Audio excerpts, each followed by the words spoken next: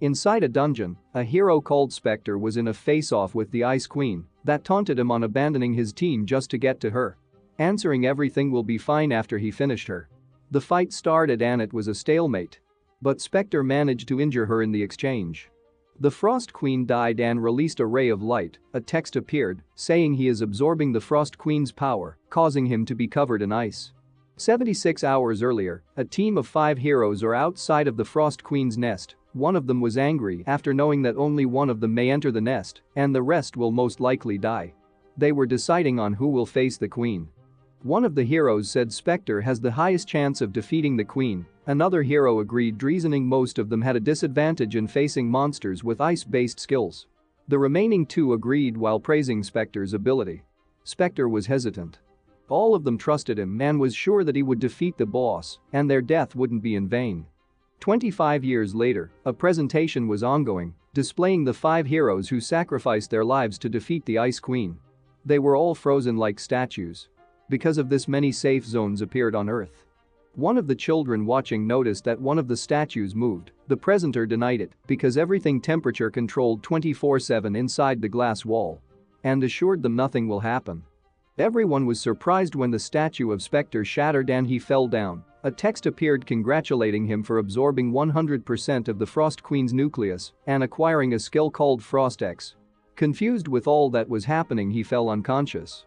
He woke up in a hospital, amazed after finding out he was frozen for 25 years. He found himself too weak after being frozen for too long. Doctors came into the room informing him that the Player Association president will be visiting him. He asked them if it's someone he knows, thinking that if it's someone he doesn't know he'll just send them away.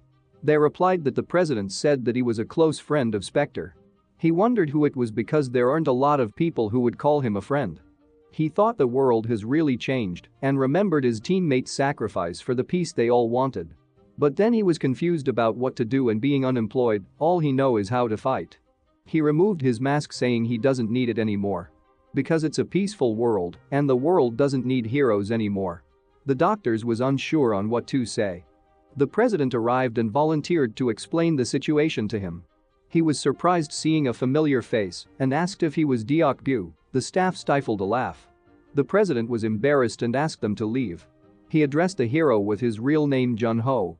Jun-ho made fun of him for being bald. The president scolds him and expected too much for a touching reunion with a bastard like him. Jun-ho asked him about the doctor's weird reaction earlier when everything should be over. The president flinched.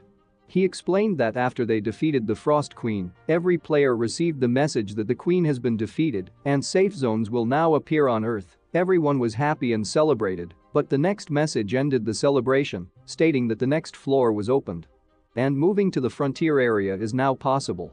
Meaning that the Frost Queen was just a start. The players, politicians and the association held a meeting and decided to send an expedition squad to the frontier.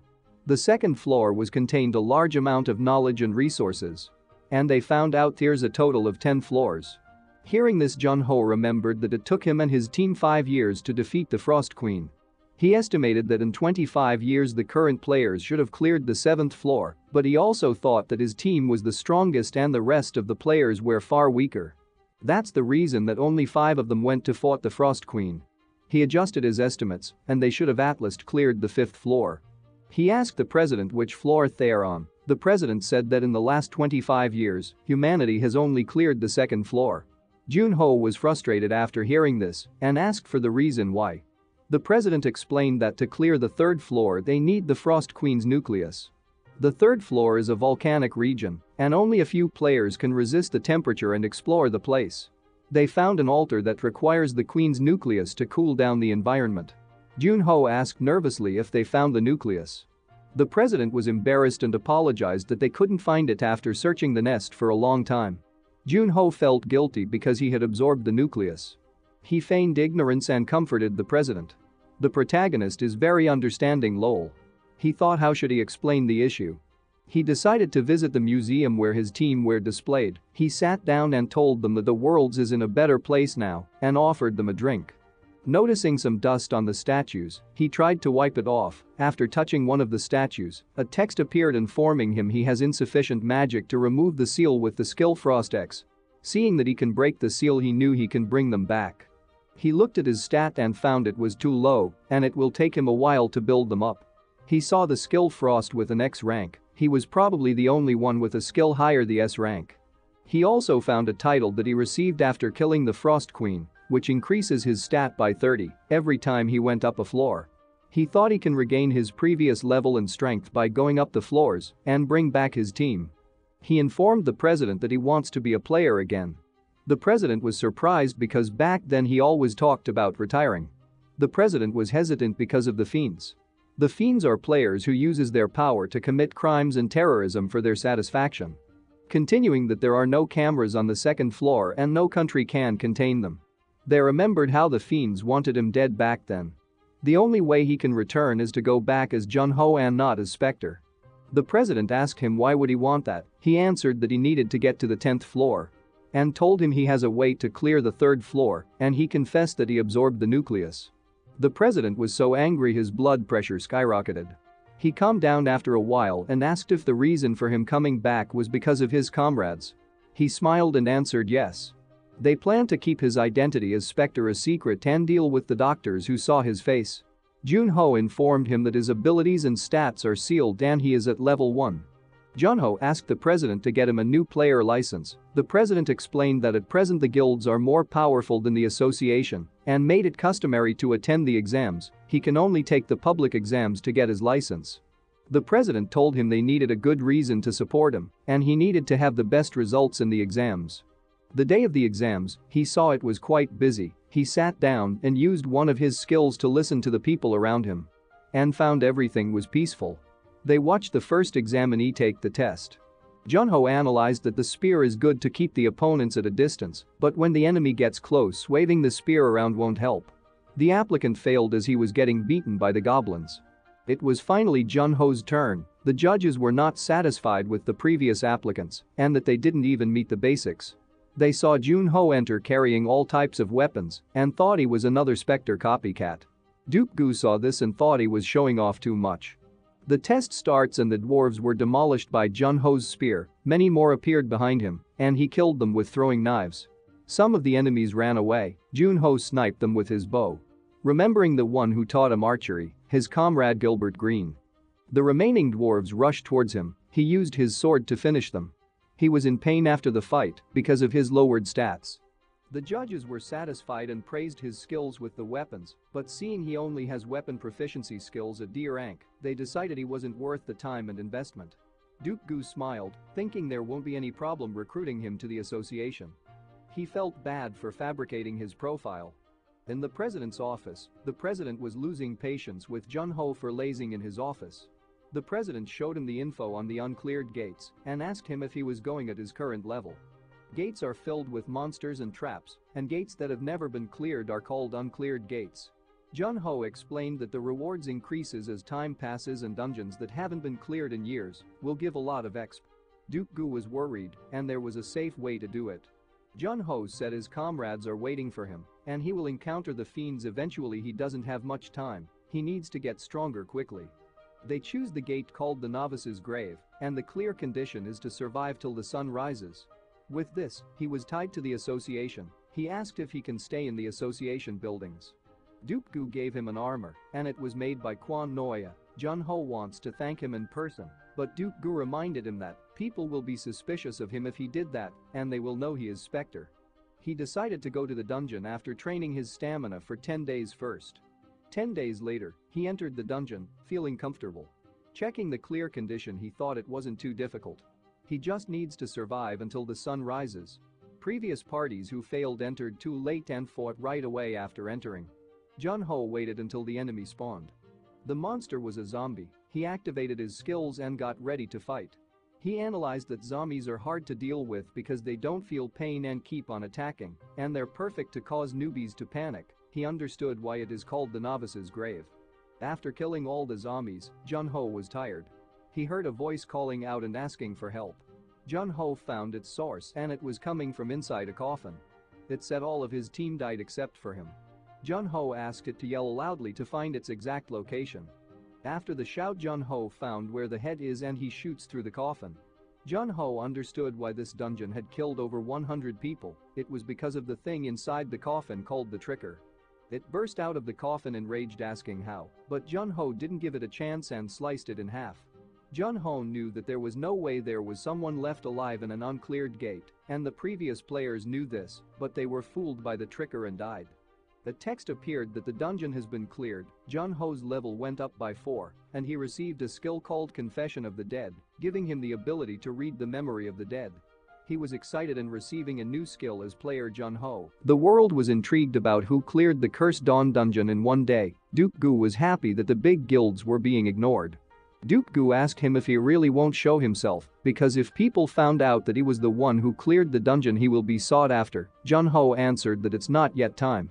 He wants to be someone that everyone wants, but no one can get. And eventually, people will find out who he is. Jun-ho was training hard just to increase his strength by 1 point. He then looked up the uncleared and picked one named Luf's Garden, which appeared 9 years ago and was Korea's oldest uncleared gate. Gates that are left for too long becomes an open gate where monsters will start to come out of it. That is why the government offered a high reward to clear the dungeon. Many people tried to clear Luf's dungeon. There were 124 attempts, and all of them failed and left it for the other countries.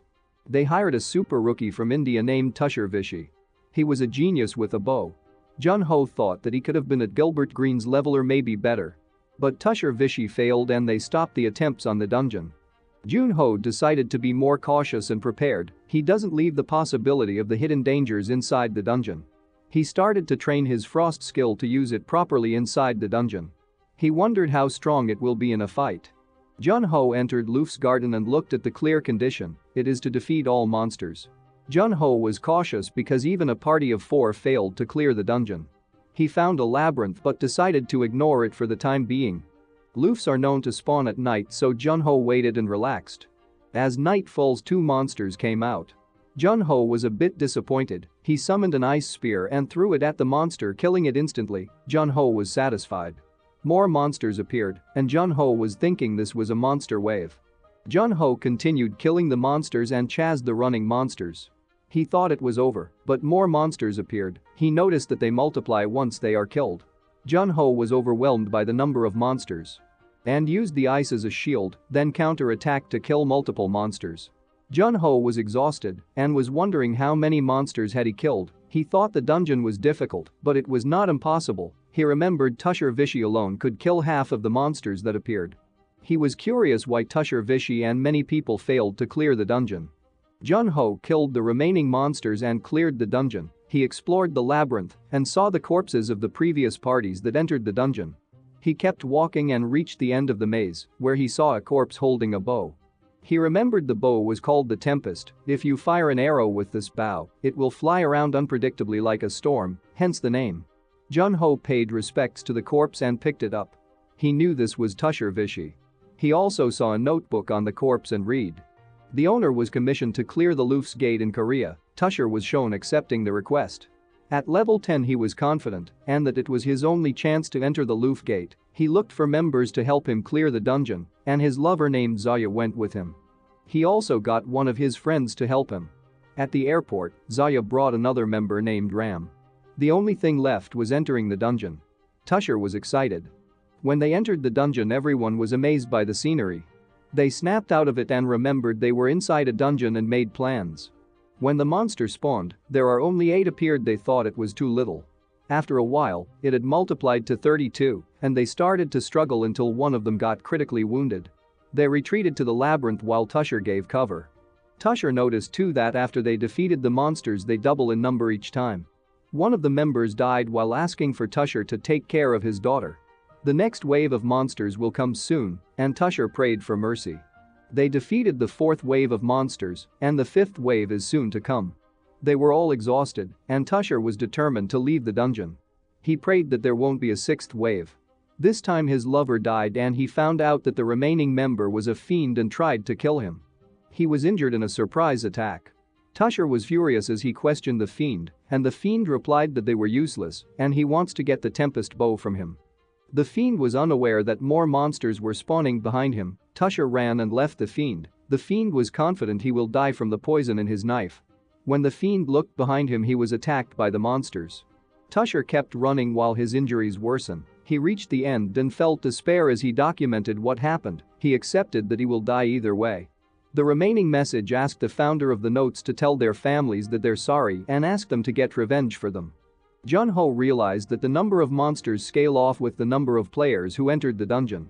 Jun-ho managed to clear it because he was alone and doubted if he were with more players. He took a notebook and plans to return it to the family. As for the bow, borrowed it for a while and promised to take revenge on the fiends on their behalf. In the association, Duke-gu passed the message of the Indian government thanking him after returning the diary. And families were informed. Jun-ho was relieved. Duke-gu remembered the bow tempest and said it was a shame, but Jun-ho brought it out and showed him. Duke-gu went crazy and said he should have kept it hidden and it belongs to the Indian government. Jun-ho assured him that he won't use it carelessly. Jun-ho guessed that the fiends were after the bow and that the fiend with Tusher was just a lackey, and he believes the boss will know that he has Tempest and come after him. Duke-gu had an idea who it might be. It was Demon Bow Calciner, because he is a fiend known for collecting bows. He didn't come personally because there was a level limit in Luf's garden. Jun-ho was sure they will come after him at the next uncleared gate. Duke-gu was worried and told him to return the bow, but Jun-ho plans to use it as bait to capture the fiends. They were interrupted by a call from the media asking for an interview with Jun-ho after finding out he was the one who cleared Luf's garden. Duke-gu wanted to chase them away, but Jun-ho stopped and said they need a press conference to announce which gate he will go to next, so he choose where he can fight the fiends. At the conference, Jun-ho arrived wearing just casual clothes. The press was confused. Jun-ho remembered how we dressed up in the past as Spectre and found it annoying. He introduced himself and answered a few questions, then announced the next gate he will take. Everyone was in disbelief after hearing him. They asked him if he was sure, and some thought it may be too much for him because it was the last uncleared dungeon in Korea. And it is believed that there is a boss monster inside. Jun-ho assured that if ever he faced a boss he will surely win. In the next scene, Duke-gu and Jun-ho were looking at all the commission requests Jun-ho received. They choose the one where a father was looking to cure his daughter of a terminal disease that needed the core of a cinder fox. Jun-ho remembered that he fought one before and he almost died. Duke-gu showed him the information about the gate. The monster inside was called the Heavenly Fox, and it was at the national level and already killed 7 teams. Jun-ho thought it will be harder than before. Duke-gu explained that other teams will be coming and the player standards have gone up since then. He then told him that it was his friend that commissioned the request. It was the CEO of the Myungo Group, Choi Pil-ho, and introduced him to his own secretary and manager Cha Si-yoon. Jun-ho agreed that it will be suspicious if the president kept doing everything for him. On their way to the client, Cha Si-yoon explained what happened to the family and that the daughter suffers from 9-yin severance syndrome. One of the ways to treat the disease was to use the fox's core.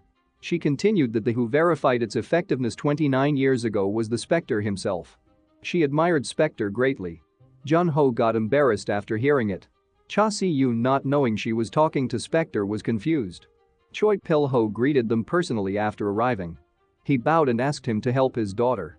He offered him 15 billion won as payment and everything he needed will be provided for by the company.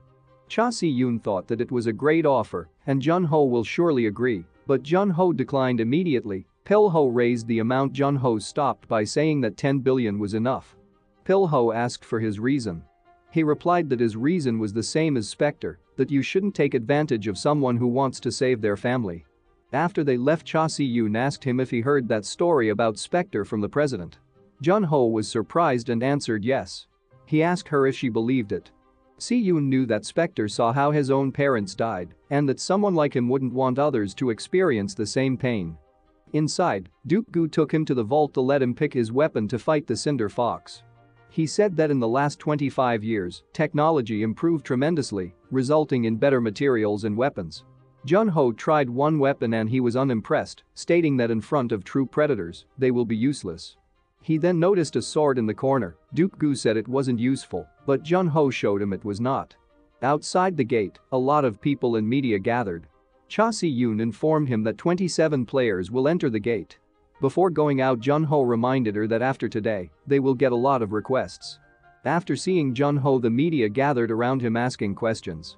The other players were also talking about him. They all entered the gate after some time. Inside, one of the players introduced himself as Cha Min-woo, a member of the top guild Cheonghae. He proposed to work together to clear the gate and offer a commission, while he will take the core as a clear reward. Everyone agreed after some thought. He noticed Jun-ho walking away and asked him to join them. Jun-ho declined and kept walking. The player beside Min-woo thought that the rumors about Jun-ho being a genius were exaggerated and that fighting alone was a bad decision. Cinder Fox is a boss monster that grows 9 tails over 1,000 years. Once it grew all its tails, it will become a Millennium Fox. As the number of tails increases, the number of soldiers it can command increases as well. Jun-ho found a spot to scout what was happening and watched the other group. Meanwhile, the other group started to get attacked by fire foxes and activated their traps and stopped the attackers. They relied on their weapons and gained confidence while fighting. Suddenly the Cinder Fox appeared. Seeing his minions dead, it was enraged. One of the members noticed it has 9 tails and was shocked. Sin-woo tried to rally the team, but some were already scared. He was confident that their traps will be effective and that he will kill the Cinder Fox and surpass Spectre. In the next scene, everyone was shown lying on the floor and injured. Sin-woo couldn't believe that none of their weapons and strategies worked. He thought that it was impossible to kill the fox. The fox shot a fireball to finish Sin-woo, but Jun-ho arrived and sliced it in half. Jun-ho told Sin-woo to bring the survivors and leave so he can fight the fox properly. The fox attacked Jun-ho with fireballs, not wanting him to get close. He blocked some of the attacks with his ice shield. As he was trying to get close, the fox attacked him with a giant fireball. The fox noticed him inside the smoke and attacked. Jun-ho dodged by jumping into the air and used his ice as a foothold to get close to the monster and slashed one of its tails off, which weakened it. Jun-ho taunted the monster as it was its first time being in pain. And it never imagined being the prey as it already killed many players. The fox attacked with a claw and Jun-ho countered by attacking one of its eyes as it was preparing for another giant fireball. Jun-ho pierced it with a huge ice spike, killing it instantly. Jun-ho collapsed after the fight. A message showed that the Cinder Fox has been defeated and he received the Cinder Fox's core as a reward. Outside the gate, everyone was excited to see them come out. Sin-woo was carrying Jun-ho on his back. The press thought Sin-woo and his team was the one who finished the gate. But he told them the truth about what happened inside the gate. At the hospital, Jun-ho awoke with Cha Si-yoon beside him. She told him while he was out they received a lot of requests. Jun-ho was not surprised and went out of the room to see President Choi Pil-ho. Si-yoon tried to stop him because he hasn't recovered yet. Jun-ho told her that he just fainted and will rest after they see the real patient. Choi Pil-ho was grateful to Jun-ho for coming, but was worried because he heard he fainted inside the dungeon. Jun-ho replied he just took a nap. Pil-ho took him to his daughter's room to start the treatment. After seeing her, Jun-ho saw that the girl's condition wasn't good and he has to hurry. He took out the core, but he forgot that the power of the core is dangerous to normal people and sent the father out of the room. The father was worried seeing the power of the core and asked if it was really alright to use it on his daughter. Jun-ho assured him that he knew the method Spectre used the last time. Before the father left, he held Jun-ho's hand and said to take care of his daughter. Jun started and found that she was worse than the one he cured last time and tried to use the core carefully. Suddenly a message appeared that he can absorb the yin energy using the frost skill and upon absorbing his magic stat will increase. Jun-ho was surprised. He realized that the frost skill has no weakness, attack, or defense and now it can absorb energy. He wondered if his skill Watchguard of Darkness can do the same. He planned to test it out later. He absorbed the yin energy from the girl and he remembered the previous incident where the patient was under a heavy burden after using the core. But with the frost skill, it was much safer. After a while, Jun-ho came out exhausted and told her father that she will recover with no side effects. The father thanked him and planned to increase the payment, but he knew Jun-ho would decline, so he told him that if he needed any help in the future, the Myongo Group will assist him with anything. The Myongo Group is the #1 company in Korea, and their real weapon was Choi Pil-ho's eldest son, was the guild master of the Scarlet Tower, which ranked 5th in the country. Jun-ho thanked him and that he will not harm the Myongo Group's reputation. On their way back, Jun-ho thanked Cha Si-yoon for a great job. In Doop-gu's office, Jun-ho showed Doop-gu the Cinder Fox core and told him that he didn't have to use it on the president's daughter because he used his frost skill to absorb the yin energy. Doop-gu was surprised. Jun-ho continued that he can absorb any yin energy from any target and asked Doop-gu to help him find artifacts that have yin energy for him. Junho also decided to visit the black market to look for artifacts. Outside, Junho saw how lively the market was and remembered how desperate everyone was. He was glad that everything was peaceful. He went inside a theater and used secret teleportation on the seat, which brings him to the black market. He remembered one of his teammates, Skaya. He arrived at the black market. Some people recognized him and tried to intimidate him. He told them to move, but they got scared and went away. Junho was surprised it was that easy. Inside a shop, the attendant recognized him and pointed him to the shelves of artifacts. Junho saw some items with low-level energy from the artifacts and asked the attendant to show him the other room which kept the best items. The attendant was angry about how he knew about it and showed him inside the room. He saw an item that has a frost attribute. The attendant warned him not to touch it because it is cursed and causes the player's body to freeze. Junho put it on and saw its stat. Frost Fairy Wrath, rare grade cursed, which increases speed, stamina, and magic. He saw it has an intermediate level of frost energy. Junho was happy that he can get the same amount of magic as last time. He bought the items and left. He went inside a bar to use their teleport service to go back to Korea. But he will have to wait 10 minutes to use the teleportation. 3 players approached him and tried to intimidate and use him to increase their fame. Junho just laughed and told them they are leeches and they bully weaker players to put their names on the papers. Junho invited them to attack him. The other people in the bar were curious and recognized Junho. They were disgusted by how the 3 were ganging up on one person. The gang didn't care, they wanted fame from defeating a famous hero, Seo Junho. Junho took out his knife and asked the bartender how much more time till the teleportation. Bartender answered 4 minutes. Junho stepped closer to the gang and said it was more than enough to play. The gang mocked him for using a knife, but Junho answered it was enough to smash bugs and doesn't need his sword.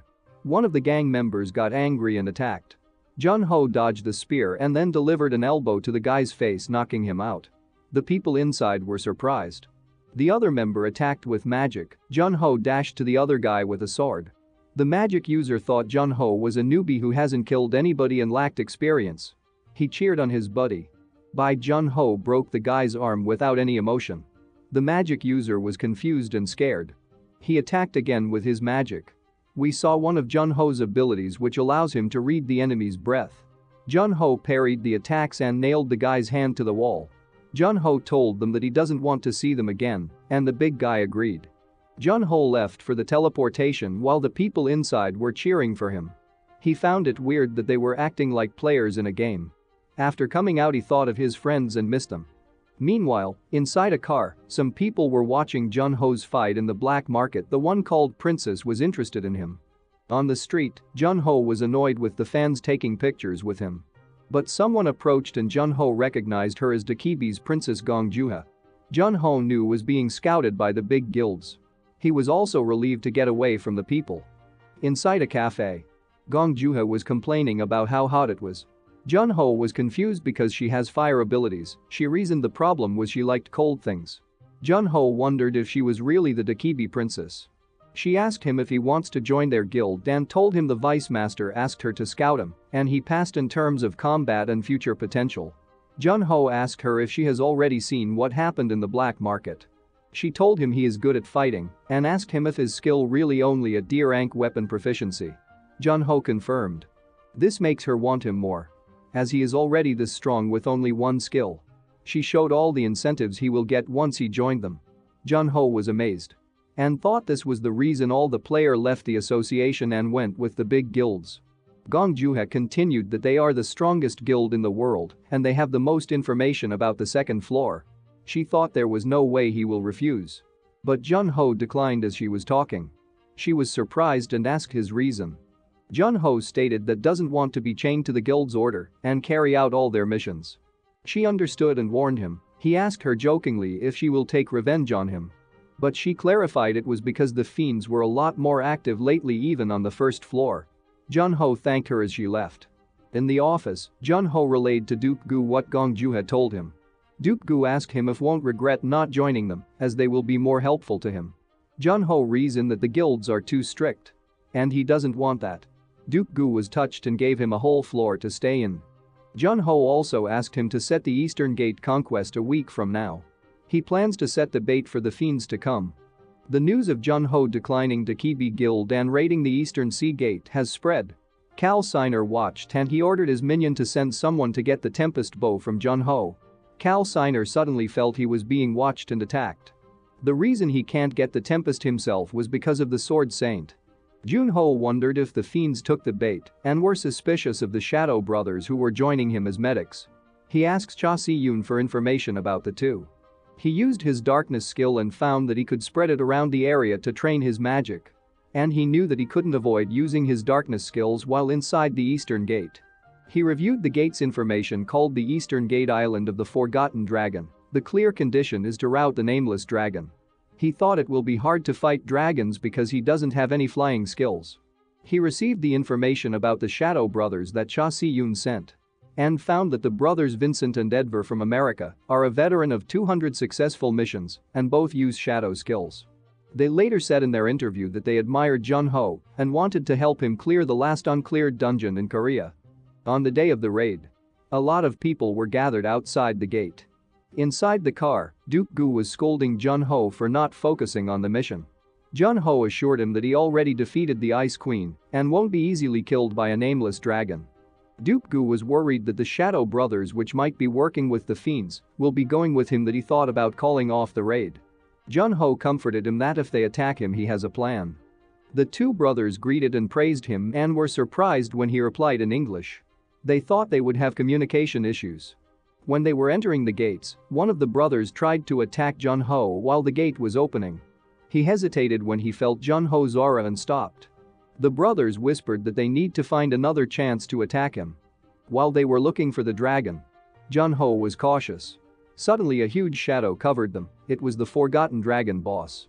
They noticed that Jun-ho was already gone. The dragon attacked the two while Jun-ho was watching them from his hiding spot. Vincent asked Edvar to find Jun-ho while he distracts the boss. Edvar dashed to the jungle to find Jun-ho.